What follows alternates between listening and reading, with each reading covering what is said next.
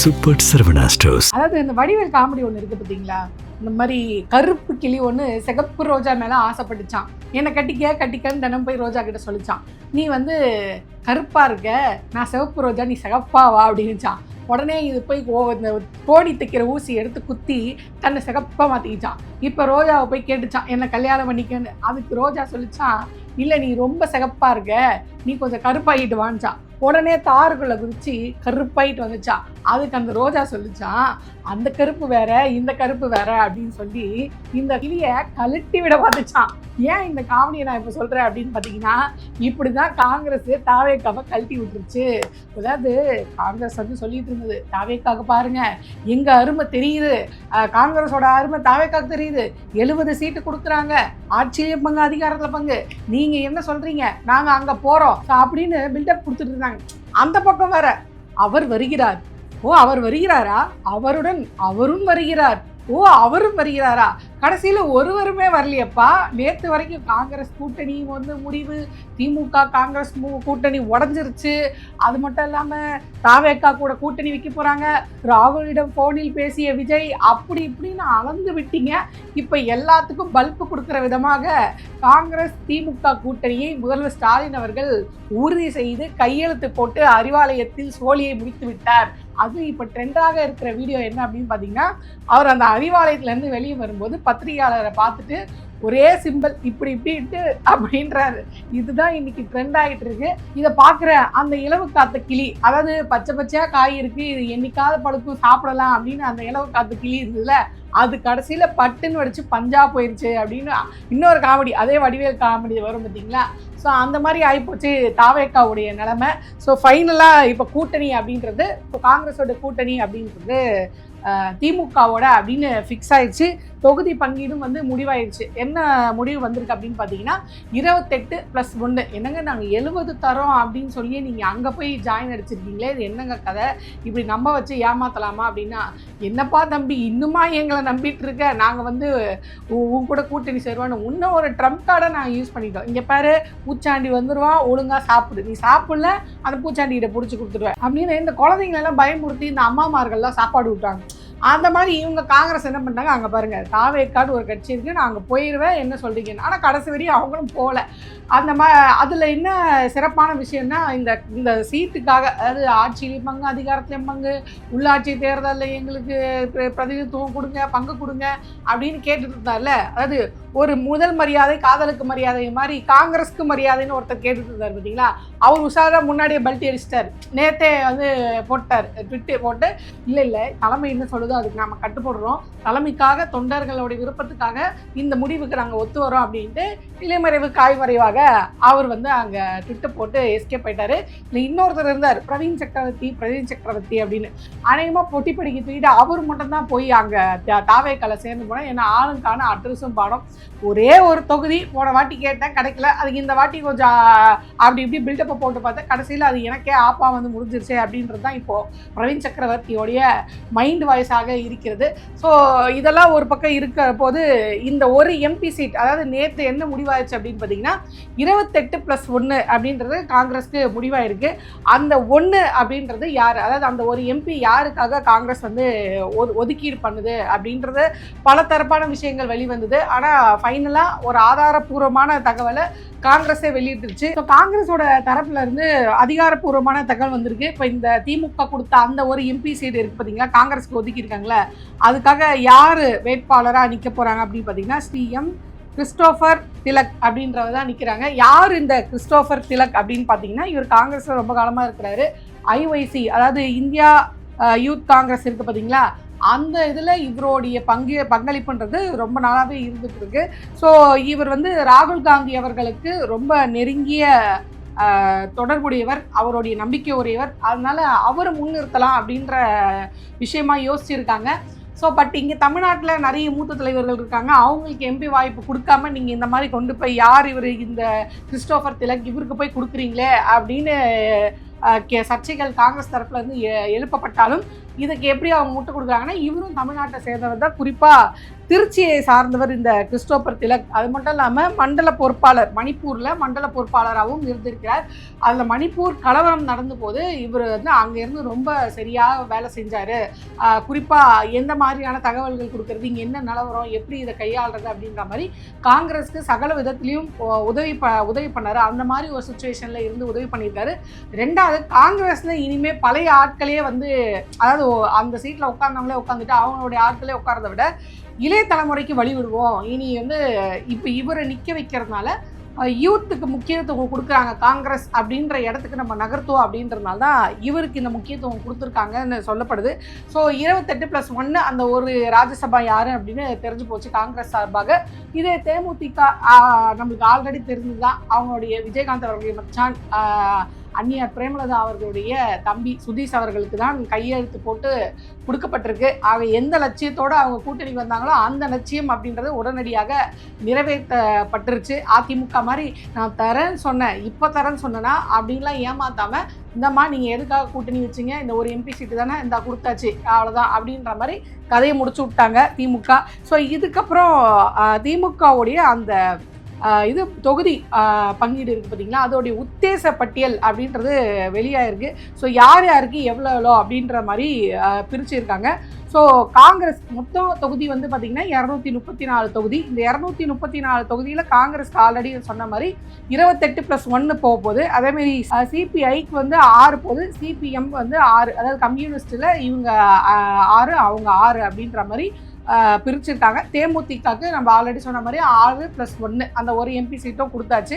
இதுக்கப்புறம் மக்கள் நீதி மையம் திரு கமலஹாசன் அவர்கள் அவங்களுக்கு 4 சீட்டு ஒதுக்கியிருக்காங்க. மனித மக்கள் கட்சிக்கு 2 தொகுதி ஒதுக்கி 2 சீட்டு ஒதுக்கியிருக்காங்க. விசிகாக்கு 8, மதிமுகக்கு 6, ஐயுஎம்எல்க்கு 2. இது மட்டும் இல்லாமல் கொங்கு நாடு மக்கள் தேசிய கட்சி இருக்குது பார்த்தீங்களா, இவங்களுக்கு வந்து 2 அப்படின்ற விதமாக பிரிச்சிருக்காங்க. இதில் குறிப்பாக பார்த்தீங்கன்னா மனிதநேய மக்கள் கட்சிக்கு வந்து உதயசூரிய சின்னத்திலேயே வந்து அவங்க போட்டிடுறாங்க. இதே மாதிரி கொங்கு நாடு மக்கள் தேசிய கட்சி வந்து 2 வேட்பாளர் சொன்னாலே அவங்களும் வந்து திமுகவிலே நிற்கிறாங்க. இப்போ திமுக சின்னத்தில் இவங்க 2 பேர் தான் நிற்கிறாங்களா, மொத்தம் 2 4 அப்படின்னு கேட்டால் அதான் இல்லை. ஸோ இப்போ அது வந்து டோட்டலாக நான் வந்து சொல்லிடுறேன். இப்போ திமுக வேட்பாளர்கள், அதாவது திமுக உதயசூரிய சொந்த கட்சியாக எவ்வளோ இவங்க வந்து நிற்க போகிறாங்க அப்படின்னு பார்த்தீங்கன்னா 156 சீட்டு இவங்களுக்கு. இதே மாதிரி திமுக சின்னத்தில் கூட்டணியில் இருக்கக்கூடியவர்கள் அவங்க சொந்த சின்னத்திலையோ தனி சின்னத்திலையோ நிற்காம திமுகவோட சின்னத்தில் கிட்டத்தட்ட 12 பேர் வந்து நிற்கிறாங்க. இதே மாதிரி கூட்டணி கட்சிகள் அவங்கவுங்க, இப்போ விசிக இருக்கு இல்லையா, விசிக மதிமுக அவங்க கம்யூனிஸ்டில் இருக்காங்க இல்லையா, ஸோ இப்போ அவங்கவுங்களுடைய சின்னத்தில் அப்படின்னு 66 இடம் அவங்களுக்கு ஒதுக்கியிருக்காங்க.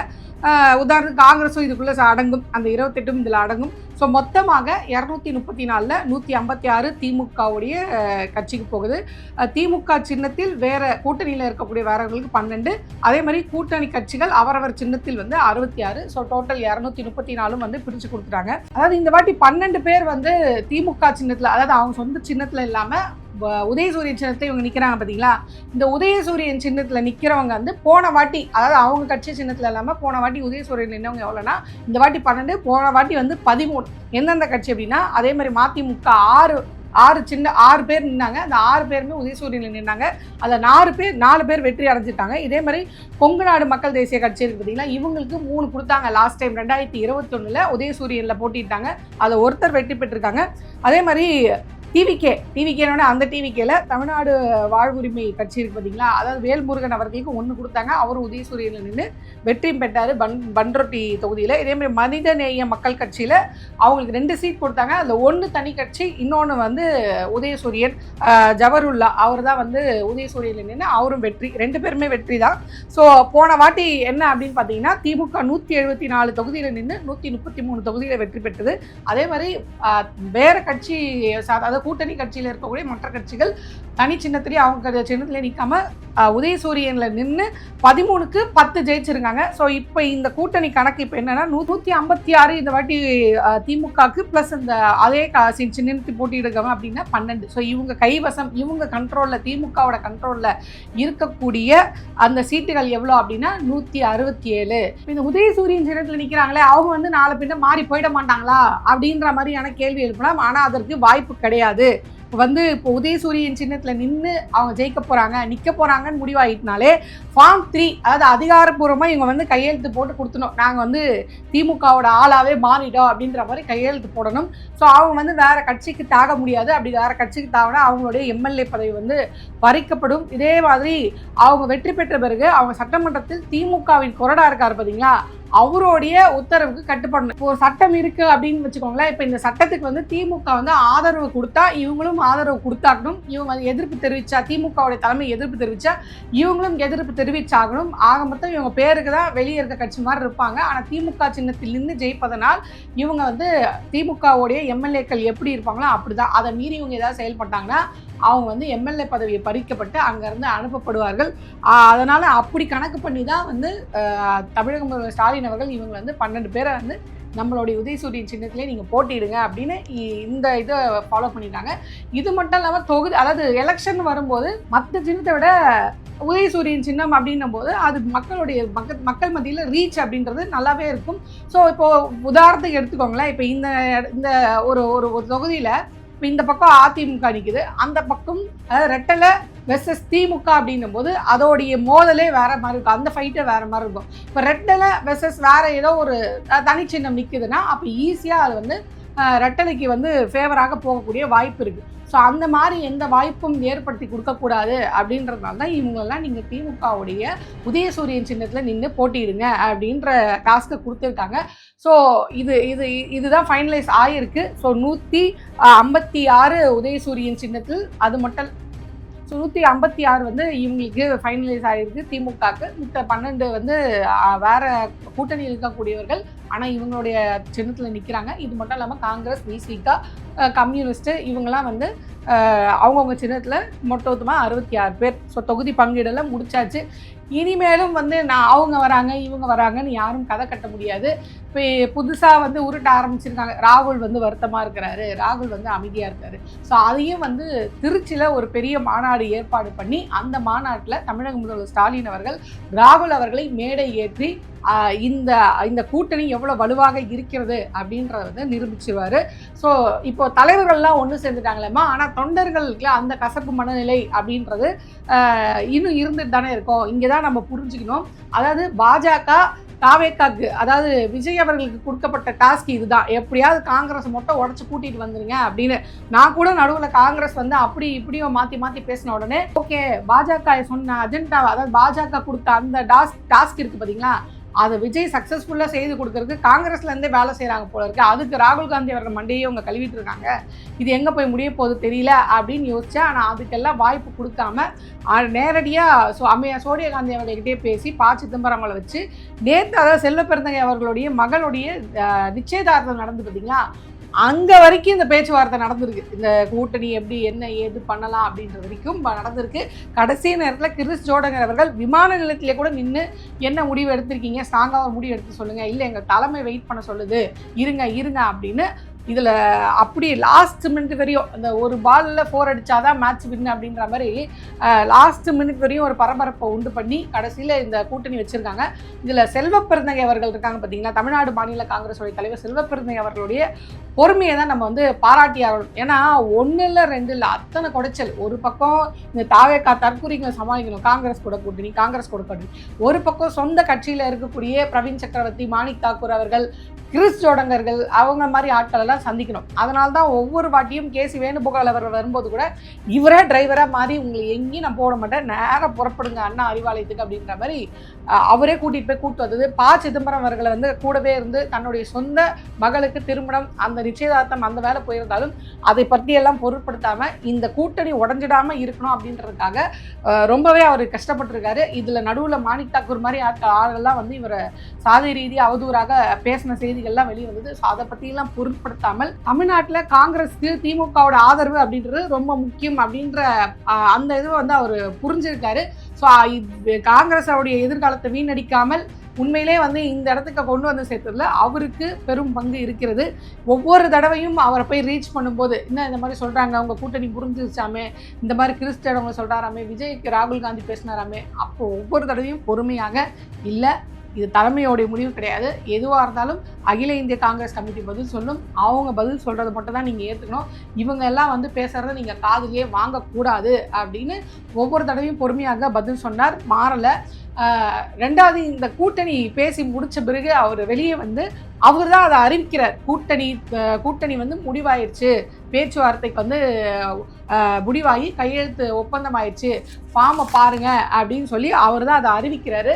ஸோ இங்கே நான் தான், என்னை மீறி இங்கே ஒன்றும் நடக்காது அப்படின்ற மாதிரி அவர் இது பண்ணிட்டாரு. கிறிஸ்தவங்கெல்லாம் ஓரமாக தான் நின்றுட்டு இருந்தார். ஸோ ஒரு வழியாக அப்படி இப்படின்னு பேசி கூட்டணியை வந்து முடிவு பண்ணிட்டாங்க. ஸோ பாஜகவுடைய சதி முறியடிக்கப்பட்டிருக்கு அப்படின்னு தான் சொல்லணும். ஸோ இந்த நேரத்தில் இந்த கூட்டணி அமைஞ்சிருச்சு. இதுக்கப்புறம் அடிமட்ட தொண்டர்கள் இறங்கி வேலை செய்யணும். ஒருத்தருடைய வெற்றிக்காக இன்னொருத்தர் பாடுபடணும். ஸோ இந்த வாரத்தில் மற்ற எந்த கருத்து வேறுபாடுகளையும் வந்து யோசிக்காமல் வெற்றியை மட்டுமே தீர்மானமாக வைத்து நகர வேண்டிய கட்டாயத்தில் திமுகவும் காங்கிரஸ் கூட்டணியும் இருக்குது. இவங்க இந்த மாதிரி சொல்லிட்டு இருந்தாங்களே, பாருங்கள் காங்கிரஸ் வந்து அப்படி அடிச்சுட்டாங்க, இனி தொண்டர்கள் மத்தியில் ஒத்துமை இருக்காது அப்படின்னாங்க. நேற்று வரைக்கும் துரோகி என்ற பட்டத்தை கொடுக்கணுன்னா அதை வந்து எடப்பாடிக்கு கொடுக்கலாம் அப்படின்னு டிடிவி அவர்கள் எடப்பாடி அவர்கள் சொன்னதும், எடப்பாடி அவர்கள் டிடிவி வந்து ரொம்ப மோசமாக கழுவி ஊற்றியதும் அப்படின்னு அவங்க அடிச்சுக்காதா, பாஜகவை பார்த்து எவ்வளோ மோசமாக விமர்சனம் பண்ண முடியும் அப்படின்றத எடப்பாடி பண்ணார். அதே மாதிரி பாஜக எடப்பாடி பண்ணிச்சு. மாற்றி இவ்வளோ மோசமாக விமர்சனம் பண்ணிக்க முடியுமா அப்படின்னு கேட்ட கட்சி எல்லாமே இன்றைக்கி ஒரு கூட்டணியில் வந்து நிற்கிறாங்க. அவங்களே எலெக்ஷனு அப்படின்ட்டு கிளம்ப ஆரம்பிச்சிட்டாங்க. ஸோ அந்த கூட்டணியே வெற்றி பெறும் கூட்டணினா இந்த கூட்டணி அப்போ என்ன சொல்ல முடியும்? தேர்தல் நேரத்தில் இந்த மாதிரியான தொகுதி பங்கீடு பிரச்சனைகள் வரத்தான் செய்யும். பேசி தான் இல்லை 25ஓட போயிருக்கோம். இன்றைக்கி 28 3 தொகுதி சேர்ந்து கிடச்சிருக்கு. ஸோ இதை தவிர்த்து வேறு ஒன்றுமே இல்லை. பாஜக போட்ட பிளான் என்ன, இவங்க பிரிஞ்சிருவாங்க, திமுக காங்கிரஸ் மாற்றி அடிச்சுக்கும், நம்மளுக்கு வேலை ஈஸியாக போயிடும் அப்படின்னு.